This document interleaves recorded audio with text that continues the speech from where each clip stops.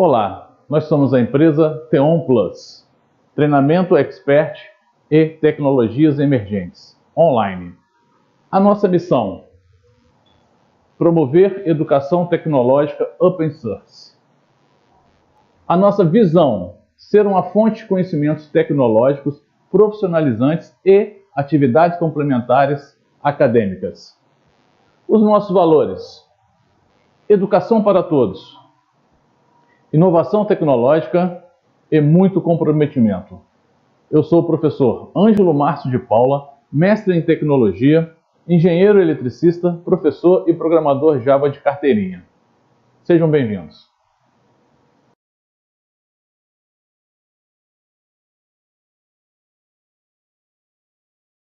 Série Dispositivos Eletrônicos. Nossa aula Semicondutores.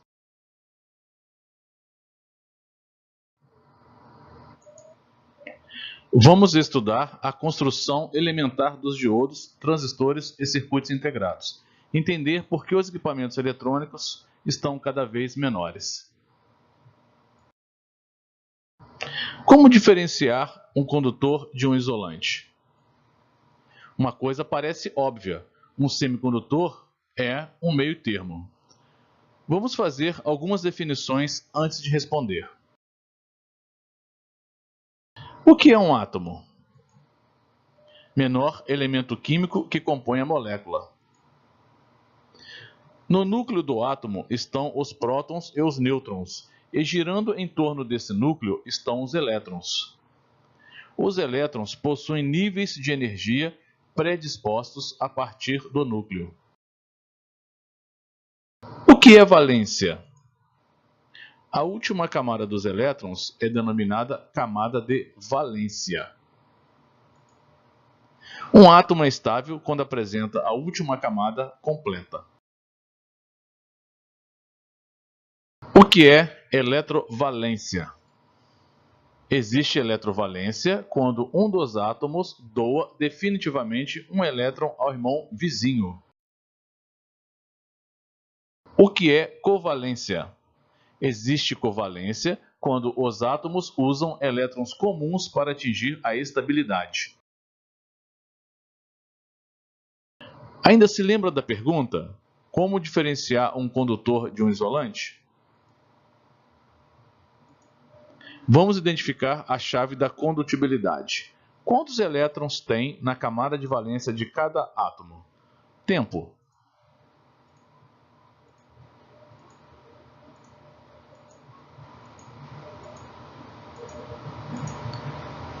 Tempo encerrado. O cobre tem 1, logo ele é um condutor. O silício tem 4, logo ele é um semicondutor. O argônio tem 8, logo ele é um isolante. Vamos nos concentrar nos semicondutores. Os materiais usados em eletricidade são basicamente classificados sob dois pontos de vista, o elétrico e o magnético. Sob o ponto de vista elétrico, a sua classificação é baseada no valor da resistividade transversal. A resistividade transversal dos materiais semicondutores de interesse vai de 10 a 10 elevado a 12 ohm, que multiplica milímetro quadrado sobre metro. Então, um semicondutor é um material que tem um nível de condutividade entre os extremos de um isolante e de um condutor. Um cristal será um semicondutor intrínseco se todos os átomos do cristal forem, por exemplo, de silício. Então, ele será um semicondutor puro, conforme encontrado na natureza.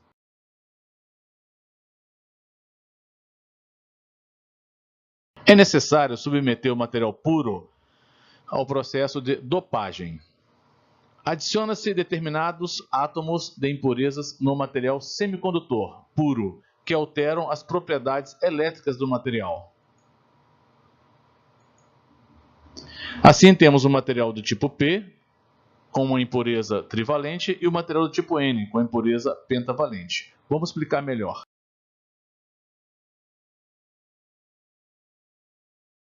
O material do tipo P é obtido dopando-se um cristal de germânio ou silício puro com átomos da impureza que possuam 3 elétrons de valência. Nesse caso, foi usado o boro. A dopagem proposta resultou um número insuficiente de elétrons para completar as ligações covalentes da rede recém-formada. O espaço vazio resultante é chamado de lacuna. No material tipo P, o número de lacunas excede o número de elétrons. Apresenta os íons negativos, as lacunas majoritárias e os elétrons minoritários. O material do tipo N é obtido dopando-se um cristal de germânio ou silício puro com átomos de impurezas que possuam 5 elétrons de valência. Nesse caso, foi usado o antimônio. A dopagem proposta resultou em elétron excedente da ligação de valência, o qual está relativamente livre para se mover dentro do recém-formado material do tipo N. No material tipo N, o número de elétrons excede o número de lacunas. Apresenta os íons positivos, elétrons majoritários e lacunas minoritárias. Uma junção é denominada PN quando é unido um material do tipo P a um material tipo N, de maneira a constituir um único cristal. Juntamos o material P ao N. Ao formar uma junção PN, haverá difusão de lacunas no material P para o material N e de elétrons do material N para o material P. Com a difusão, a área em torno da junção fica livre de portadores de carga, devido à recombinação entre esses portadores e suas consequentes anulações.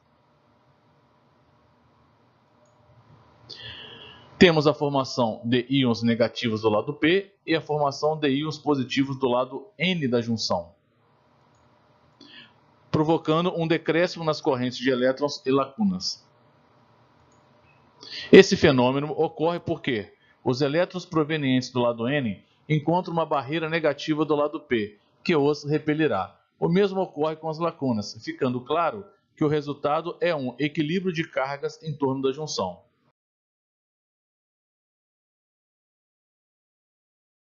A polarização direta ocorre quando se coloca o positivo da bateria no elemento P e o negativo da bateria no elemento N. Após ter deixado o terminal negativo da fonte, o elétron entra pela extrema direita do cristal. O elétron viaja através da região N como um elétron livre. Na junção, ele se recombina com uma lacuna e se torna um elétron de valência. Ele viaja através da região P como um elétron de valência. Após deixar a extrema esquerda do cristal, ele circula para o terminal positivo da fonte. Um elétron do material tipo N vê agora uma barreira reduzida na junção, devido à região de depressão reduzida e uma forte atração pelo potencial positivo aplicado ao material do tipo P. Conforme a polarização aplicada cresce em amplitude, a região de depressão diminui em largura, até que o fluxo de elétrons possa passar pela junção, resultando em um aumento exponencial da corrente. Vamos analisar a junção PN com polarização reversa. A polarização reversa ocorre quando se coloca o positivo da bateria no elemento N e o negativo da bateria no elemento P. O terminal negativo da bateria atrai as lacunas e o terminal positivo da bateria atrai os elétrons livres. Por isso, lacunas e elétrons livres circulam afastando-se da junção, portanto, a camada de depressão fica maior. O número de íons positivos não combinados na região de depressão do material do tipo N aumentará devido ao grande número de elétrons livres arrastados para o potencial positivo da tensão aplicada. Por razões semelhantes, o número de íons negativos não combinados aumentará no material do tipo P. A camada de depressão para de aumentar quando sua diferença de potencial se iguala à tensão reversa aplicada. Quando isso ocorre, elétrons e lacunas cessam seus movimentos, afastando-se da junção. Existe uma pequena corrente com a polarização reversa, ou seja, A energia térmica gera pares de elétrons livres e lacunas. Isso significa que existem alguns poucos portadores minoritários nos dois lados da junção. Essa corrente é denominada corrente de saturação e formará a corrente reversa. A corrente de saturação não aumenta em função da tensão reversa, sendo apenas uma função da temperatura, exceto se ocorrer uma ruptura. Enfim, a curva característica do semicondutor. Essa é a região de polarização direta. A corrente direta crescerá exponencialmente quando a barreira de potencial for vencida, 0,7 para silício e 0,3 volts para germânio. Essa é a região de polarização reversa. Não existirá corrente reversa pelo aumento da polarização reversa até a tensão de ruptura. A corrente de saturação existirá na polarização reversa pelo aumento da temperatura, que provoca o desprendimento e movimentação de elétrons e lacunas minoritárias na junção PN. Nesse ponto, também podemos ter a região Zener. A corrente de avalanche ocorre quando a tensão reversa consegue romper a barreira de potencial. Isso pode significar a queima do dispositivo PN. Região Zener. E se tratando de polarização reversa, há um ponto em que a aplicação de uma tensão suficientemente negativa resulta em uma mudança brusca na curva característica. A corrente aumenta a uma taxa muito rápida no sentido oposto ao da região de tensão positiva. O potencial de polarização reversa que resulta dessa mudança brusca na curva característica é chamado de potencial Zener, sendo dado pelo símbolo Vz. Silício versus germânio. Uma pequena comparação. Em geral, diodos de silício apresentam especificações de PIV, correntes e faixas de temperaturas maiores que os diodos de germânio. A desvantagem do silício comparado ao germânio é a maior tensão de polarização direta necessária para se alcançar a região de mais alta condução. O valor é da ordem de 0,7 para os diodos de silício disponíveis comercialmente e 0,3 para os diodos de germânio. Terminamos o módulo teórico sobre semicondutores. Lembre-se, os semicondutores é a base de construção dos diodos, transistores e circuitos integrados. Até o próximo módulo. Um abraço.